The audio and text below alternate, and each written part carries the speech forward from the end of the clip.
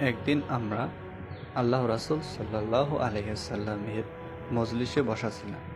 এমন সময় হঠাৎ এক ব্যক্তি আমাদের সামনে উপস্থিত হলেন, যার পোশাক ছিল ধবধবে সাদা এবং চুল ছিল কুচকুচে কালো।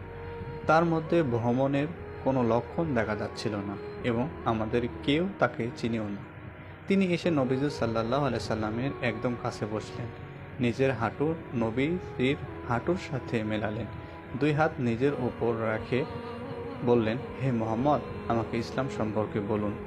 এরপর আগন্তুক ব্যক্তিটি আল্লাহ রাসূল সাল্লাল্লাহু আলাইহি সাল্লামকে 4টি প্রশ্ন করেন। এক, ইসলাম কি? রাসূল সাল্লাল্লাহু আলাইহি সাল্লাম উত্তর দিলেন, ইসলাম হলো তুমি সাক্ষ্য দেবে যে আল্লাহ ছাড়া কোনো উপাস্য নেই এবং মুহাম্মদ আল্লাহর রাসূল।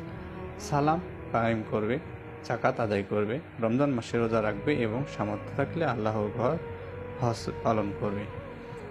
আগন্তুক বললেন, আপনি সত্য বলেছেন। সাহাবীরা অবাক হলেন, তিনি নিজেই প্রশ্ন করছেন আবার নিজেই সত্যায়ন করছেন। 2, ঈমান কি? রাসূল সাল্লাল্লাহু আলাইহি সাল্লাম উত্তর দিলেন, ঈমান হলো তুমি বিশ্বাস রাখবে আল্লাহর প্রতি, তার ফেরেশতাদের প্রতি, তার কিতাবসমূহের প্রতি, তার রাসূলগণের প্রতি, আখিরাত বা পরকালের প্রতি এবং ভাগ্য ভালো মন্দের প্রতি। আগন্তুক আবার উত্তর দিলেন, আপনি সত্যই বলেছেন। 3, ইহসান কি? রাসূল সাল্লাল্লাহু আলাইহি সাল্লাম উত্তর দিলেন, ইহসান হলো তুমি আল্লাহর ইবাদত এমনভাবে করবে যেন তুমি তাকে দেখতে পাচ্ছ, আর যদি তুমি তাকে দেখতে না পাও তবে মনে রাখবে যে তিনি তোমাকে অবশ্যই দেখছেন। 4, কিয়ামত কখন হবে? রাসূল সাল্লাল্লাহু আলাইহি সাল্লাম উত্তর দিলেন, যাকে প্রশ্ন করা হচ্ছে সে এই বিষয়ে প্রশ্নকারীর চেয়ে বেশি কিছু জানেন না। তখন আগন্তুক কিয়ামতের লক্ষণ বা আলামত জানতে চাইলেন। রাসূল সাল্লাল্লাহু আলাইহি সাল্লাম বললেন, দাসীর গর্ভ থেকে তার মালিকের জন্ম হবে। তুমি দেখতে পাবে বস্ত্রহীন, জুতোহীন, দরিদ্র রাখালেরা বড় বড় অট্টালিকা তৈরির প্রতিযোগিতায় মেতে উঠছে।